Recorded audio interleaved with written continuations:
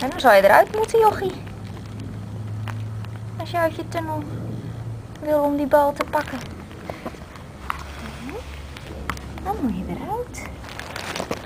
En zo gaat het niet.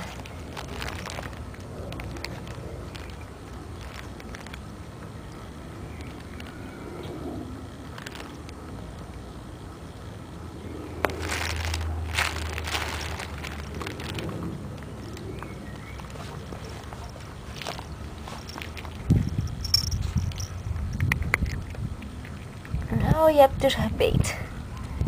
Zat er wat in de bal? Hè? Zat er wat in de bal? Nou, wil je lekker eten, hè?